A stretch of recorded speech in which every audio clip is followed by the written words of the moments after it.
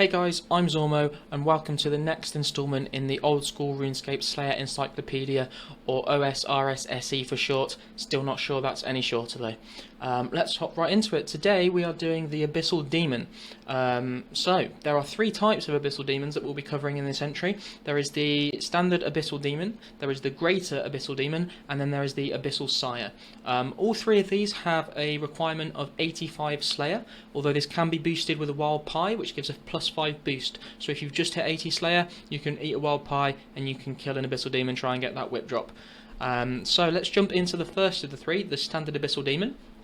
It has a combat level of 124, it has a max hit of 8, which is quite low for a creature of that level. They are not aggressive, they cannot poison you, they have an attack speed of 4, they give 150 Slayer XP per kill, and they are not immune to poison or venom. Now, the Abyssal Demons can be found, there are 13 spawns in the Abyssal area, which you can get to by using the fairy ring code ALR, although it's not recommended to kill Abyssal Demons here, because they are very spread out and there are other aggressive monsters around. Although, you know, if you've been given them on a Konar task and she's specified you need to kill them here, then that is where you will find them. The other places that you can find Abyssal Demons, there are 14 spawns on the second floor of the Slayer Tower, and there are also 14 spawns in the Slayer Tower basement. Now, the basement is task only, so you can only go and kill them there if you have Abyssal Demons as a Slayer task. The entrance to the basement can be found via a ladder near the entrance to the tower. The fastest way to get to the Slayer Tower is obviously the Slayer Ring will teleport you right outside the door, or you can also use the fairy ring code CKS and just run north, it's not too far away. The third and final place that you can find Abyssal Demons is in the Catacombs of Kurend. There are 13 spawns there. Now these Abyssal Demons, they are a different colour, but they're exactly the same. So usually if you see a creature in the Catacombs and it's a different colour from a standard one that you'd find elsewhere in RuneScape, they're usually a bit more difficult, a bit tougher, but these ones are exactly the same, literally just a recolour. The fastest way to get to these Abyssal Demons is the Xeric's Heart teleport using the Xeric's Talisman, or you can use the Kurend Castle teleport if you are on the Arceus spellbook or have that portal in your house. Now, how should you be killing Abyssal Demons? That is a good question. Well, due to their max hit being quite low, just that it's only 8, as we mentioned earlier, you can just bring standard armour such as barrows or bandos if you can afford bandos, and then just bring food such as sharks. That should be more than enough to sort of get you through the task. You shouldn't need to protect from anything, and bring prayer potions. It's going to cost more money, it's not worth doing. You can bring a few prayer potions if you want to, and you can use piety, which will speed up the task if you want to do that. And weapon-wise, as they are a demon, then Arclight can be used against them, as it does provide a 70% increase in accuracy and damage against all demonic creatures.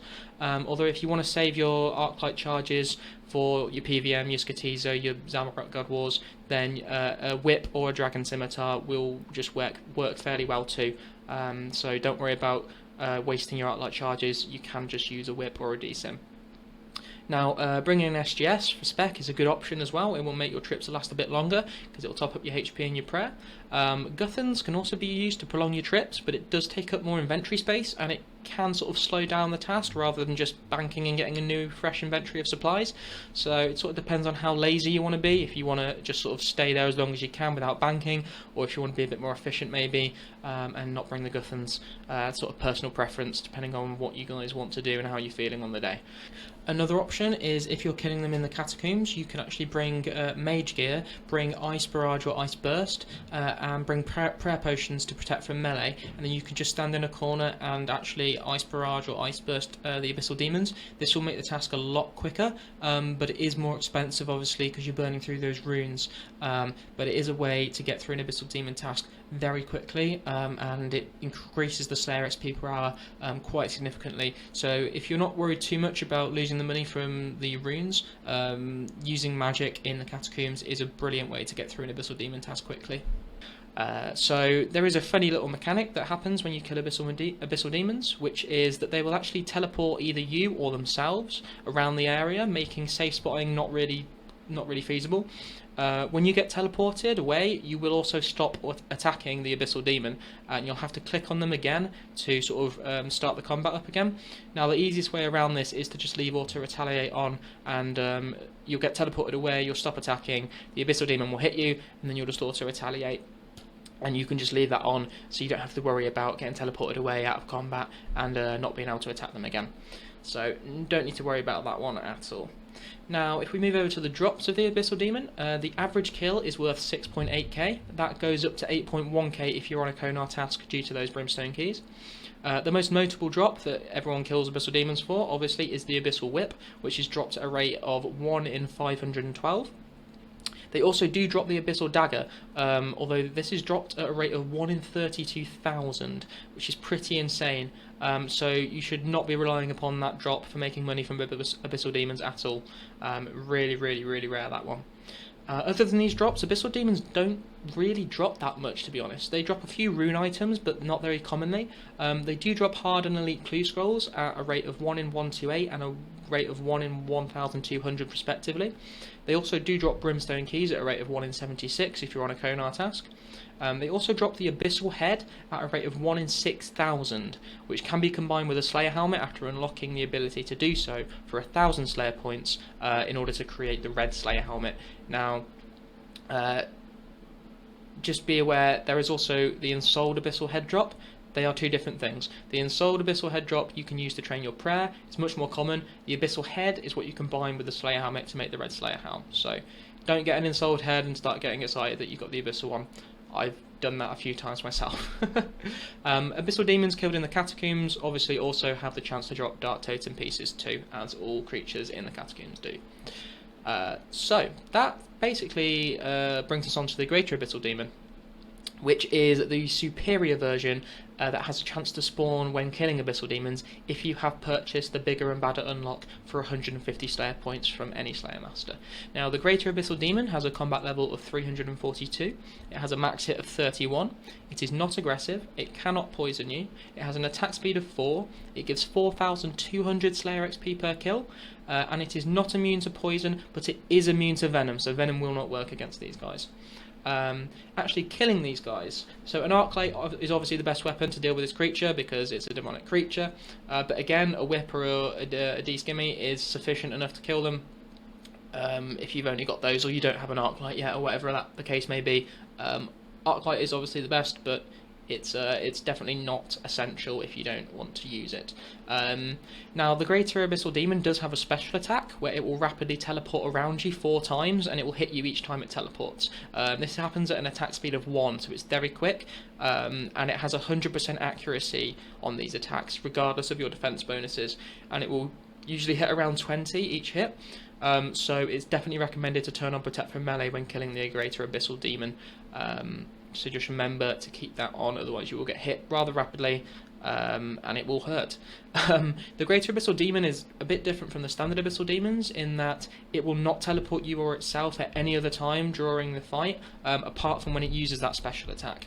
So normal Abyssal Demons, they'll teleport you away randomly.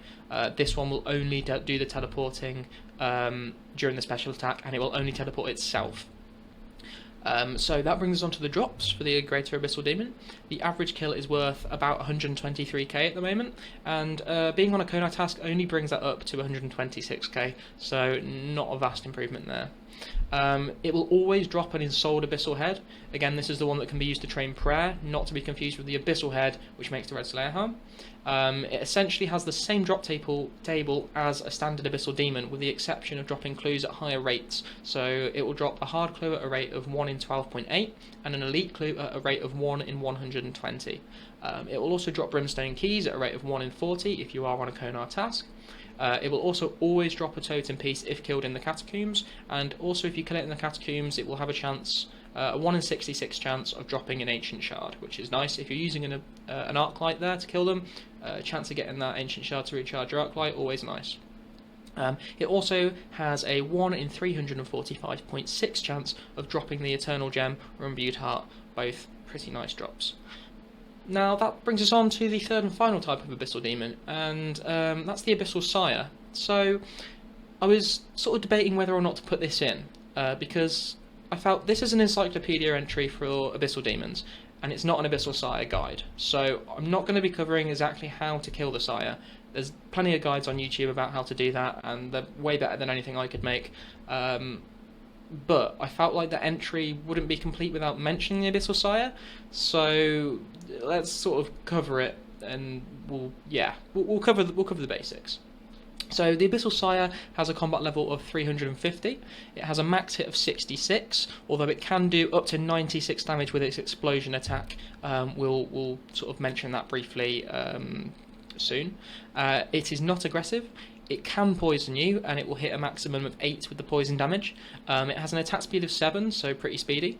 It only gives 450 Slayer XP per kill, so it takes a while to kill as well, so it's not great at Slayer XP either. And it is immune to poison and venom, so neither poison nor venom will work when killing the Sire. So basically, there are 4 Abyssal Sire spawns, which can be found in the Abyssal Nexus, and you can get to the Abyssal Nexus using the Fairy Ring code DIP. You can also access the Abyssal Nexus through the Abyss, but this isn't recommended because you become skulled when you enter the Abyss, unless you're using an Abyssal Bracelet, and if you're using an Abyssal Bracelet, it means you're not wearing like your Barrow's gloves or whatever, or it means you're taking up an inventory slot, and just don't do it, guys. Just don't go to the side through the Abyss. It's just not worth it. When you do enter the Abyssal Nexus, though, you will see the Font of Consumption just in front of the entrance of the Fairy Ring. This is where you bring your Unsired drops to roll on the reward table. So basically, you kill the Sire, and it has a chance of dropping the Unsired, and then you take the Unsired to the Font of Consumption, which is where you actually get the rare drops. You don't get them directly from the Sire itself. We will cover this just after this brief overview of the phases. So it's recommended to have 80 plus melee and range to kill the Sire, depending on what attack style you're using. 90 plus HP and 92 plus magic for Shadow and Blood Barrage.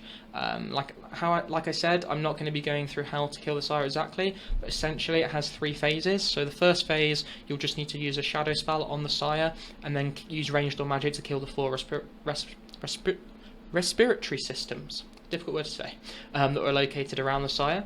Second phase, the Sire will actually get up and attack you with melee. He'll also summon spawns that will eventually turn into Scions if you don't kill them. These can become quite annoying because their damage can stack up very quickly if you leave them unattended. He'll also summon a pool of miasma underneath you, which you'll need to keep moving out of the way of, otherwise it will poison you. After you get the Sire down to 50% HP, the third phase will begin, and he'll walk to the middle of the room and rapidly spawn these poison miasma pools under you, and you'll have to keep moving so you don't get hit too much. When he reaches 33% health, he will also teleport you next to him. When this happens, you need to run away as fast as you can, because this is his explosion attack, and if you are next to him when it detonates, it can hit up to 96, and you will die horribly. He also spawns lots and lots of Scions during this last phase, which they attack with about a 50-50 split of melee and ranged, so you can't really protect from both, and these can easily chip away at your health the longer the fight goes on. So the fight gets more and more dangerous the longer it goes on with these Scion spawns. Also, one thing to note is when the Sire dies, all of the spawns will also die. So if you're quite low health but you think you can like finish the Sire quickly, you don't need to worry about the spawns like killing you after you've got the kill, because they will despawn. Just something to keep in mind. Which moves us on to the drops for the Abyssal Sire. So the drops, the average Sire kill is worth about 118k. However, if you're not counting the Sire drops in that average, then it's only 47k per kill average, which isn't great considering the amount of time it takes and the other alternative monsters that there are. But there you go. The Abyssal Sire drops rune items, herbs, seeds, runes, and a few other valuable materials. It drops brimstone keys at a rate of 1 in 40, if you're on a Konar task. It also drops elite clues at a rate of 1 in 180. The main drop that the Sire is killed for, though, is obviously the Unsired, which you actually get a rate of 1 in 100.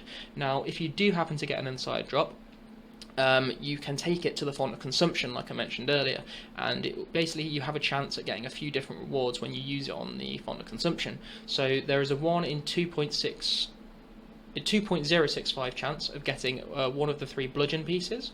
There are 3 pieces in total, and you can combine them into the Abyssal Bludgeon by talking to the Overseer when you have all 3. If you've already made a bludgeon before by talking to the Overseer, you'll need to use the pieces on the Overseer's book the next time you need to make another one. And you cannot get duplicate bludgeon pieces if you are missing a piece. You will get that next. You will get the piece you need, basically. You can't get duplicate, which is nice. Also with the Unsired, there is a 1 in 4.923 chance of getting an Abyssal Dagger, there is a 1 in 10.67 chance of getting an Abyssal Whip, there is a 1 in 9.846 chance of getting a Jar of Miasma. These are oddly specific drop rates, but there you go. There's also a 1 in 12.8 chance of getting an Abyssal Head. Again, that's the one you can combine with the Slayer Helmet, so if you want the Abyssal Slayer Helmet, Sire is probably the fastest way to get that. And there's also a 1 in 25.6 chance of getting the Abyssal Orphan Pet, which, let's be honest, is probably the main and only reason that anyone kills Sire anymore. Unless you're an Iron Man and you want the Bludgeon, obviously. With all of these drops considered, the average value of the Unsired drop is about 7.1 mil at the time of recording this video. And that basically covers what I want to cover for the Abyssal Sire. Again, I'm not going to go into detail or like show a video on how to kill it.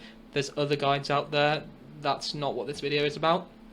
But I hope I've covered enough information there to sort of, you know, fulfill the Abyssal Demon entry in the Encyclopedia, if that makes sense. And as that was the third and final type of Abyssal Demon, that brings us to the end of the video, and the end of the video brings another interesting fact. So, when looking at facts for the Abyssal Demon for this entry, I read that there was apparently a silhouette of an Abyssal Demon on the floor by the monks of Zamorak in Taverley Dungeon. So I went and checked it out, but I think, honestly, someone on the wiki is just trolling, because I can't see it. I can see a squiggle on the floor that potentially could be an Abyssal Demon. There's like maybe some legs and tentacles. I've looked at it from all angles. I can't really see it, to be honest. So, just in case that is a massive troll and it's not an Abyssal Demon, I come up with a fact that we definitely for sure know. And so you're getting 2 for 1 this episode. And this fact is that the Abyssal Whip is actually made from the spine of an Abyssal Demon. That is pretty creepy. Anyway, thanks for watching this entry, guys. Let me know if you can see the Abyssal Demon on the floor in Taverley Dungeon or not. Be interested to know if you guys can see it. Thanks for tuning in. Let me know if there's anything you think I've missed from this entry. Let me know if there's any sort of information that you'd like me to include for future entries for different monsters, like any additional bits of information that you'd want to see about all the different types of creatures there are. But yeah, apart from that, guys, thanks for watching, and I'll see you in the next Encyclopedia entry.